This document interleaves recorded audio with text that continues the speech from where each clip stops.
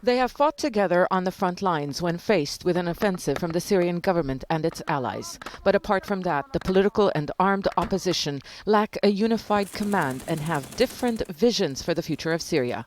Now they need to come together as international peace efforts gain momentum. Saudi Arabia is hosting a gathering to unite the opposition ahead of possible talks with the Syrian government.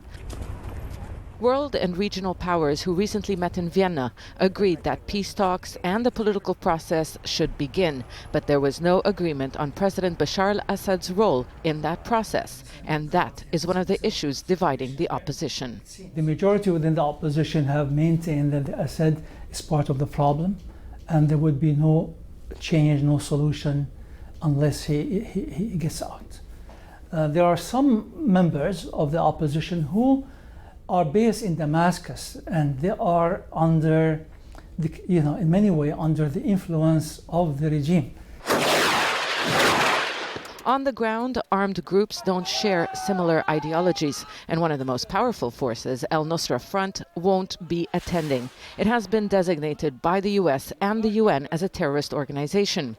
Syrian opposition politicians have urged Al-Nusra to disassociate itself from Al-Qaeda. So far, it hasn't. But its allies on the battlefield will be attending the meetings in Saudi Arabia. If everything is going to be all right in the Riyadh meeting. So my understanding is that some of the groups are going to try to distance themselves from Nusra. That is not going to be an easy thing to do, by the way.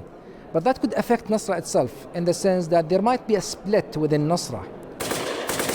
Even if Saudi Arabia succeeds in getting the opposition to speak in one voice, some in the delegation may not be acceptable to Russia, the Syrian government's main backer. Russia doesn't want to negotiate with groups like Ahrar al-Shem and Jaish al-Islam. It wants them added on a terrorist list. For the opposition's backers, however, they are the backbone of the armed rebellion. And there are realities on the ground that could cause further conflict. While Syria's Kurds will be represented, the largest Kurdish group, the Democratic Union Party, and its armed wing, the YPG, haven't been invited. They are partners of the US in the fight against ISIL, but Turkey, a backer of the opposition, considers them terrorists. The alliances in this conflict are a complicated maze. There is no clear way through as this new diplomatic attempt gets underway in Saudi Arabia. Zaina Khudr, Al Jazeera.